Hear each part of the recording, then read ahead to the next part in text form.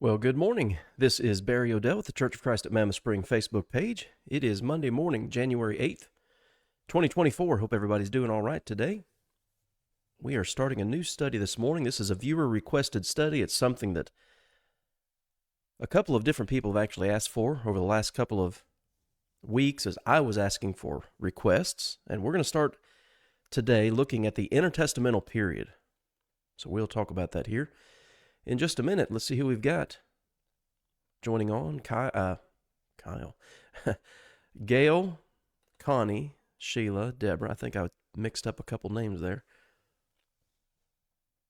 All right. Good to see you guys. We've got others joining on. Of course, we're cross-posted onto the nearchurches.com Facebook page.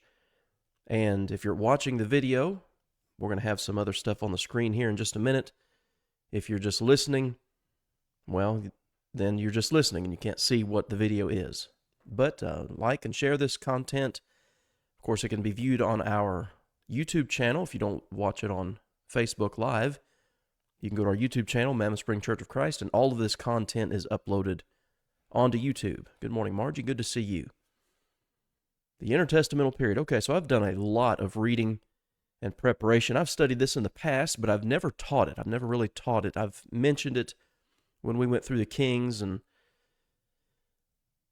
when we studied the book of Daniel, that's been a little while ago on our live stream, but we studied Daniel, so some of this stuff has come up kind of in passing, but we're going to hone in on some things. And you say, well, why is this important? There's a lot to learn from the intertestamental period, and it's not just that, but the fact of the matter is the Old Testament, and particularly the book of Daniel, touches on this subject. Several chapters, in fact, in the book of Daniel touches on the period between what we often refer to as the blank pages. It's been referred to as things like the 400 years of silence, the period, as I had on I'll pull it back up here, I had on our intro screen, the period between Malachi and Matthew. So it's known by several different names, obviously. But there is a lot of interesting history here, and again, it is connected to the biblical text. So let me go ahead and pull this up here on our screen if you're watching. I have my Bible app open to Daniel chapter 2 on the screen. Hey, good morning, Melissa. Good to see you. So as always, as we're going through this study, now I don't know how long this will last, how many days or weeks this will last, but there is a lot of content that could be studied and read. I've got a series of articles, and they were written back in, I think, like from 2011 to 2014 by a friend of mine. So I've consulted some of that, and then, of course, various other things. There's a lot of good information on YouTube as well. WVBS has several videos on the YouTube channel on the intertestamental period. Dan Cates does a good job. So there's a lot of information out there. Good morning, Janie. But we're going to do a little bit here and see what we can come up with. So we are in Daniel chapter 2. I think, well, let me start out by saying this. So if you were to read through your Old Testament, again, our English Old Testament is not written in chronological order. It's more topical. Now, as you go through the minor prophets, I would say it is closer to chronological order. But if our Bibles were ordered in that way, your Old Testament would end essentially with Ezra, Nehemiah, Esther, and Malachi. That's where it would conclude. And then you turn to Matthew chapter 1, and it's like the world is completely different. The way the biblical text is, well, the things that are recorded and what's going on, of course, the focus now in Matthew, beginning in Matthew chapter 1, obviously, is Jesus. And, of course, all of your Old Testament prophets, going all the way back to Genesis chapter 3, point to this one who is coming. And, of course, that's all of that's fulfilled in Christ. I think of Galatians chapter 4 and verse 4, Jesus was born in the due time. When the fullness of the time was come, God sent forth his Son, born of a woman, born under the law. The time was right. When Jesus came, it was right. It was the right time for him to be there. It was according to God's plan. And we will see that as we look at some things in the book of Daniel, this is according to God's plan, according to God's timetable. Hey, Lyle. Hey, Michelle. Good to see you guys. So there is a lot to consider. I'm here in Daniel chapter 2, and I think I've just changed my mind saying some of the things I have said. So let me do this real quick, and then we'll get to Daniel chapter 2. I'm going to go to the end of your Old Testament. I'm flipping over here on our screen to Malachi chapter 4. Now, we just did the Minor Prophets not that long ago. Malachi is written approximately 400 to 450 years before the birth of Christ. And this is how your Old Testament text ends. It kind of leaves I don't know how I would say it accurately. Well, it leaves you in suspense, you might say. Malachi chapter 4, verses 4 through 6. Notice, remember the law of Moses, my servant, which I commanded him in Horeb for all Israel, with the statutes and judgments. Behold, I will send you Elijah the prophet before the coming of the great and dreadful day of the Lord. And he will turn the hearts of the fathers to the children, and the hearts of the children to the fathers, lest I come and strike the earth with a curse. And that's where your Old Testament, again, our English Old Testament, ends. That seems like a weird way to end, because you go from that, this promise of Elijah the prophet. Now, again, if you're a student of the Bible, you know that Elijah, well, he's already lived and died. Okay, so, well, what in the world could that be referring to if he's already died? Well, if you pull up these, like on my Bible app here, you look at these notes, it tells you, well, turn over to Matthew chapter 11. And Jesus here is talking about John the Baptizer and what he has done. Matthew chapter 11 and what verse did it say? Well, it talks about John the Baptizer in that whole section, verses 1 through 17, essentially. Here it is, Matthew chapter 11, verse 10. For this is he of whom it is written, Behold, I will send my messenger before your face, who will prepare your way before you. Assuredly I say to you, among those born of women, there has not risen one greater than John the Baptizer. So he connects these prophecies, Malachi chapters 3 and 4, Isaiah chapter 40, of this one who's coming in the spirit and power of Elijah. Jesus connects those, God's messenger, with John the Baptizer. That's how we know what Malachi chapter 4 means. All right, so that's how your Old Testament ends. Well, then you turn from Malachi 4 to Matthew chapter 1, and it just jumps right out at you. The book of the genealogy of Jesus Christ. The New Testament's about something totally different, but the Old ends with this promise. And the promise is somebody's coming, and he's going to prepare the way of the Lord. Like I said, I've covered that in other videos. I'm not going to go into any detail about John the Baptizer.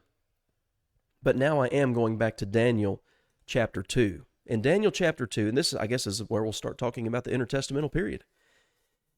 In the second year of Nebuchadnezzar's reign, Nebuchadnezzar had dreams. Nebuchadnezzar is king of what's called the Neo-Babylonian Empire. They came to power in the 7th century BC, about, if memory serves me correctly, around 626 BC. The first king being Nabopolassar, that's the father of Nebuchadnezzar. Nebuchadnezzar is a prominent character in the book of Daniel. He's also mentioned in, of course, the book of Jeremiah, 2nd Chronicles, the end of 2nd Chronicles, the end of 2nd Kings as the Babylonian captivity is occurring for Israel. So this is a prominent character in Scripture. We're going to line out all these dates. I'm not going to do that today, but we're going to lay out these dates for Babylon, for the Medians and the Persians, Greece and Rome, all of these empires that are essentially changing hands during this, what we call this period of the intertestamental time, the intertestamental period. But we're just looking at some generalities today. Let's think of it that way. Nebuchadnezzar has this dream, and it troubles him so much that he can't, obviously he doesn't know what it means, but he can't remember. And so he calls for this is Daniel 2 and verse 2, magicians, astrologers, sorcerers, and the Chaldeans to tell him his dreams. And he wants them to tell not what it means only, but also what the dream itself was, because he was so troubled that he couldn't remember. We're not going to read all of that between there, but we're going to get down here. He's called in Daniel. His guys couldn't do it, okay? So you get down to Daniel chapter 2 and verse 31. Daniel can interpret dreams. He says, "You, O king, were watching, and behold, a great image. This great image, whose splendor was excellent, stood before you, and its form was awesome. This image's head was of gold, fine gold rather, its chest and arms of silver, its belly and thighs of bronze, its legs of iron, its feet partly of iron and partly of clay. You watched while a stone was cut out without hands, which struck the image on its feet of iron and clay and broke them in pieces. Then the iron, the clay, the bronze, the silver, and the gold," okay, the whole statue, "were crushed together and became like chaff from the summer threshing floors. The wind carried them away. No trace of them was found. And the stone that struck the image became a great mountain and filled the whole earth." Daniel chapter 2. So that's Daniel 2, verses 31 to 35. He says, so that's your dream, verse 36. Now I'm going to tell you what it means. Hey, good morning, Anna. And the reason he's going to tell him what it means is look at Daniel 2 in verse 37. "For the God of heaven has given you a kingdom and power, strength and glory." All right? You are this head of gold. Daniel chapter 2 and verse 38. So obviously, it's easy to understand in terms of what each part of this statue represents. And I've got a good image that we're not going to look at today, but we'll include this in our study. This image of Nebuchadnezzar's dream and Daniel's interpretation. Okay, so you are this head of gold. Daniel 2 and verse 38. He's given you a kingdom, power, strength, and glory, verse 37. So it's obvious that each of these minerals, I guess, that make up this statue represent kingdoms. Then he goes right on to Daniel 2:39. "But after you shall arise another kingdom." There you go, inferior to yours. "Then a third kingdom of bronze, which shall rule over all the earth. And the fourth kingdom shall be as strong as iron, inasmuch as iron breaks in pieces and shatters everything. And like iron that crushes, that kingdom will break in pieces and crush all others." Again, that part is very simple to understand. The image represents 4 world kingdoms, starting with Babylon, and then there are 3 that follow. Now, skipping down here to Daniel chapter 2 and verse 44, he goes on to say, "And in the days of these kings, the fourth kingdom, the one that was, the legs were made of iron, the feet were mixed with iron and clay. He says, in the days of these kings, the God of heaven will set up a kingdom which shall never be destroyed.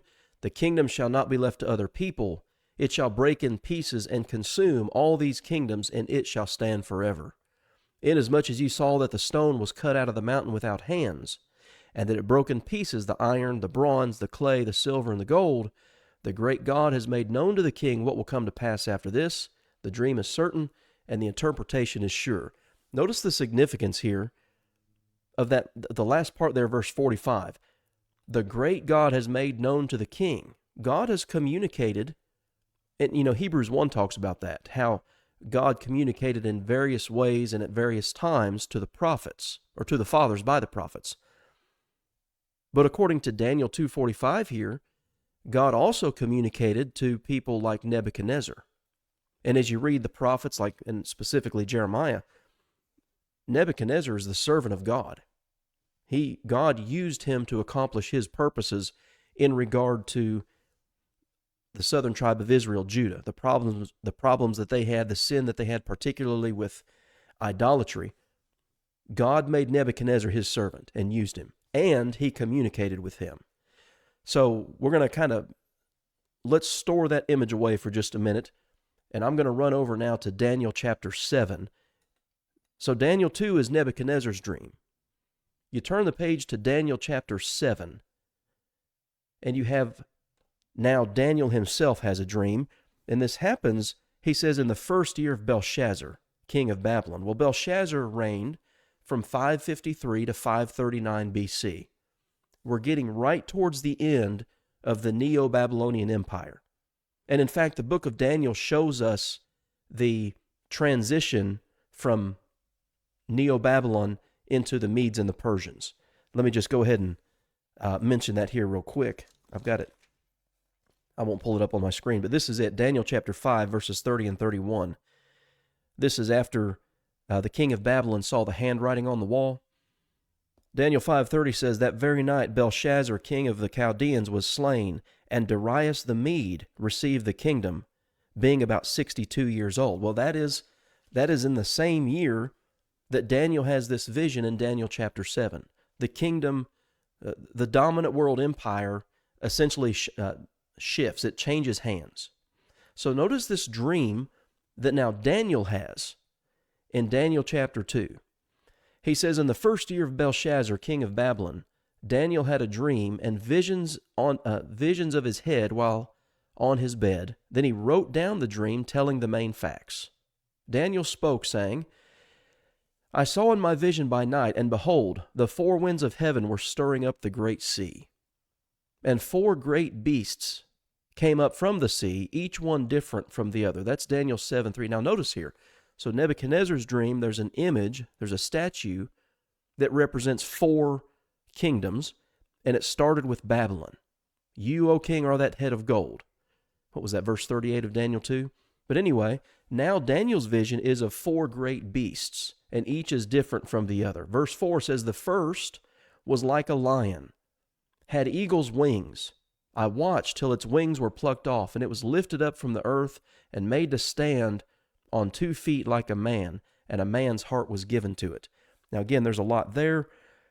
We'll break that down a little bit more in a future video.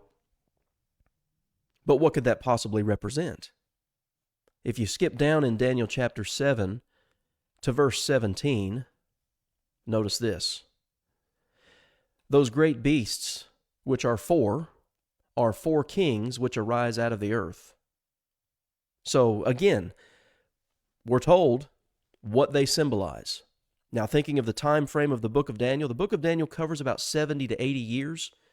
Daniel, Shadrach, Meshach, Abednego, or Hananiah, Mishael, and Azariah, those are their Hebrew names. They're taken captive by the Babylonians, by Nebuchadnezzar. In Nebuchadnezzar's dream in Daniel 2, the head of gold is Babylon.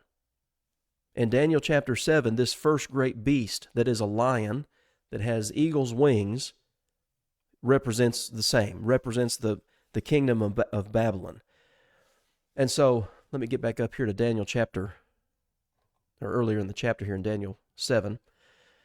All right, so you've got the first beast. Now notice what happens to this first beast. This lion with eagle's wings, but the wings were plucked off. You remember how Nebuchadnezzar was humbled.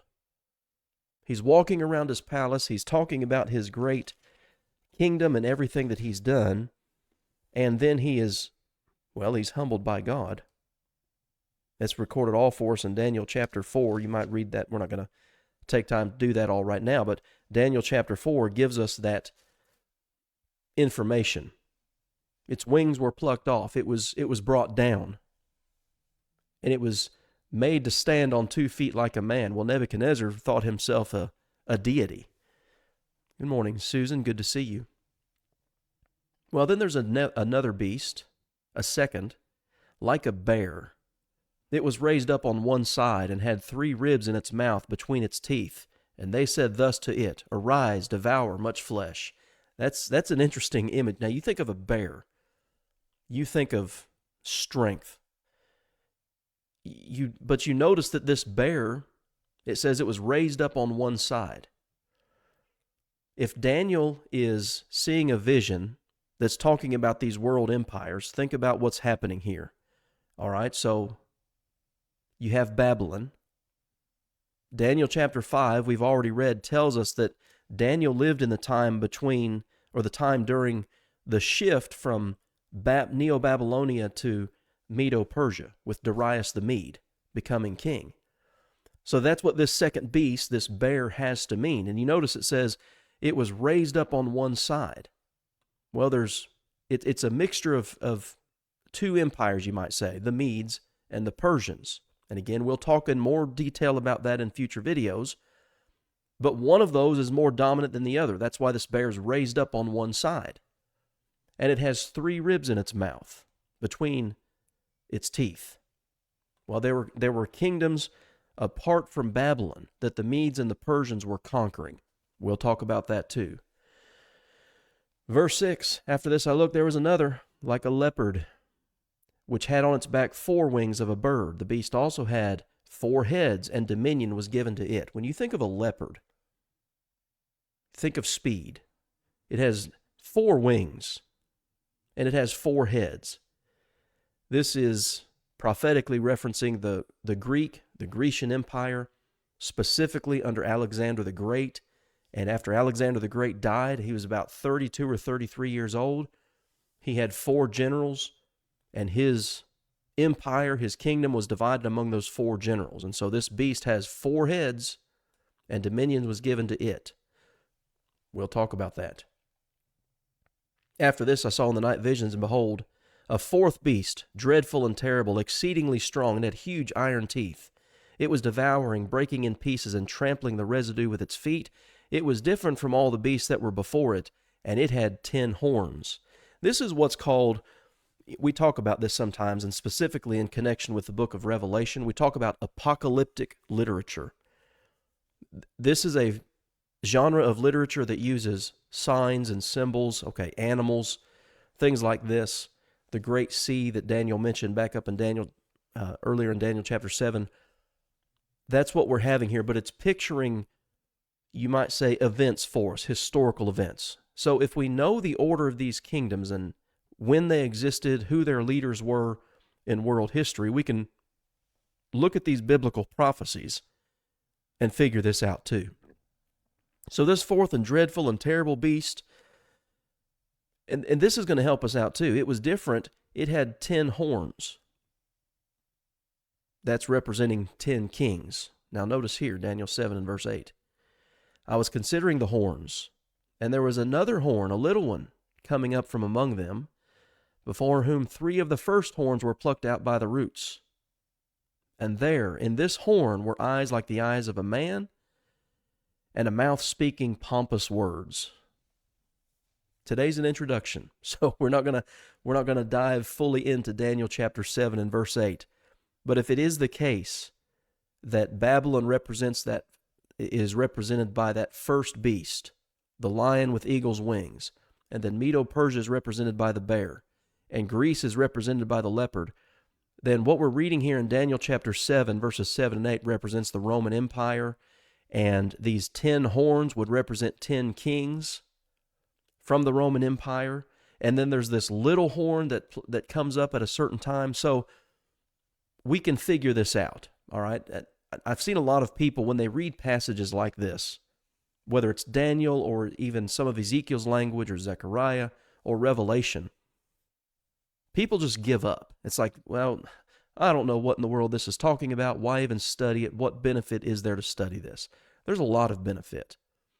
So today we're just kind of laying a foundation, and we're gonna detail all of this information. I'll probably have some charts and pictures to help us figure all this out. We'll look at some biblical maps and some world maps too. It's not, and that's the thing. So the Bible records these events, but it's not just the Bible. You have all kinds of secular history, secular historians, people who aren't necessarily concerned with the biblical text.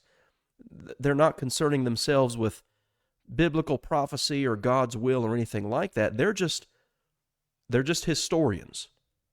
But when you even look at those secular historians and the track of history,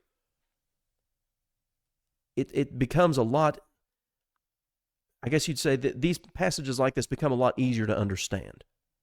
And I think important for us to understand. All right, so you have that in Nebuchadnezzar's dream in Daniel 2, Daniel's dream in Daniel chapter 7, and then the chapters of, I would say really, Daniel chapters 8 and 11 are extremely helpful, particularly chapter 11. Let me just flip over there real quick on our screen here. Daniel chapter 11 is so detailed. I've got, so you guys know, if you've watched me for any length of time, I use a wide margin Bible, and Daniel chapter 11 is just full of notes based on obviously what Scripture says, but also based on the events that are recorded in secular history that verify what Scripture says here, what's being prophesied by Daniel, things that are being revealed to him as a prophet. So we're gonna make all these connections And I hope it's helpful to you. Hey, Kim, good to see you. Connie says, so many, even in the church, try to make it very mysterious and say we can't know what it represents. That's right. I think maybe that's just I don't know, maybe that's just a natural reaction to this type of literature. Okay, we are not used to, as English readers in the 21st century, we're not used to this type of language, these type of descriptions. So we have to familiarize ourselves with them. But anyway, getting back to Daniel chapter 11, notice here, and again, Daniel repeatedly dates himself. Also in the first year of Darius the Mede, even I, stood up to confirm and strengthen him, and now I will tell you the truth. Behold, 3 more kings will arise in Persia, and the 4th shall be far richer than them all. By his strength, through his riches, he shall stir up all against the realm of Greece. So Daniel 11 is an extremely important chapter because it identifies, okay, what time period are we talking about, what kingdoms, and I'm highlighting these for those of you who are just listening to the podcast. Persia, the realm of Greece, these different kings of the north and the south. All of these passages mean something. Now, just kind of a preview, the king of the south represents Egypt. The king of the north, as you'll keep reading here, Daniel chapter 11, verse 6, represents Syria. But we're going to make all those connections and make this make sense because there's a lot to be learned here. So I think that's kind of where I want to end today. I don't want to get into a whole lot more detail because that it just keeps opening other doors. So hopefully this little introduction has made some sense to you. As always, you can ask questions once the live stream is over. If you think of something, put it in the comment section here. You can send a message, whatever the case may be. If you watch on YouTube, the comment section is always available there too. So take advantage of that. Guys, I think that's it for today. I appreciate you all being on here. We'll pick back up tomorrow, and we're going to start laying out the timelines. Probably, like I said, I think it's good to have biblical maps, to have a good grasp of biblical geography, know where these kingdoms are and things like this. So we'll start doing some of that stuff tomorrow. But thank you guys for being on here, and that's it. Hope you have a good day, and hope to see you back here tomorrow at 11 o'clock.